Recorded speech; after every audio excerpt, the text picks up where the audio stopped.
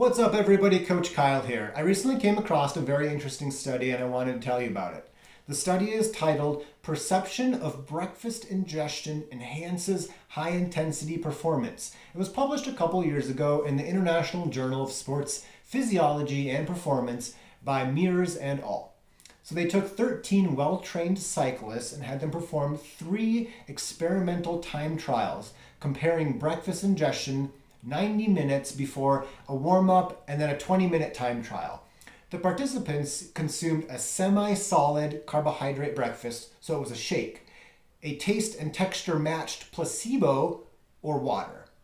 What the researchers found was that the time trial was completed more quickly in the carbohydrate and the placebo group compared to the water group. Ingesting the carbohydrate mixture caused obviously an increase in blood glucose before the time trial and then a decrease afterwards.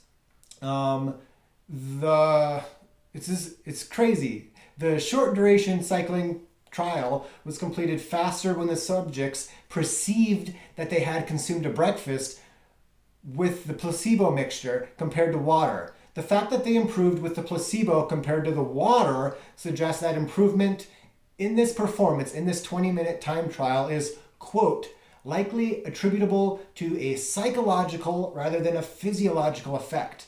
So this study might make you recall another study which you might have heard about where cyclists rinse their mouth and then spit out a carbohydrate solution.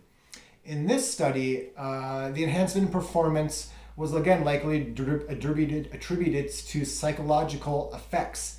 Now in the earlier study that I mentioned first, the brain had no real reason to think it was ingesting calories, but the body performed better. In the carbohydrate mouth rinsing study, the brain likely sensed the carbs, it knew it was about to get some fuel, so it let the body push itself a little more.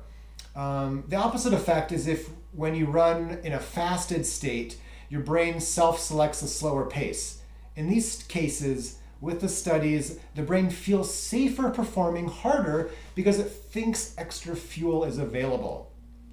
But what do these studies actually mean for us?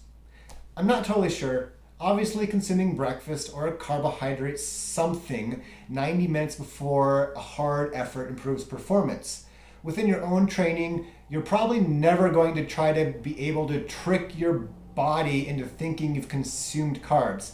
But I found these studies interesting, and again, they stress the importance of fuel ingestion for quality running and athletic performance.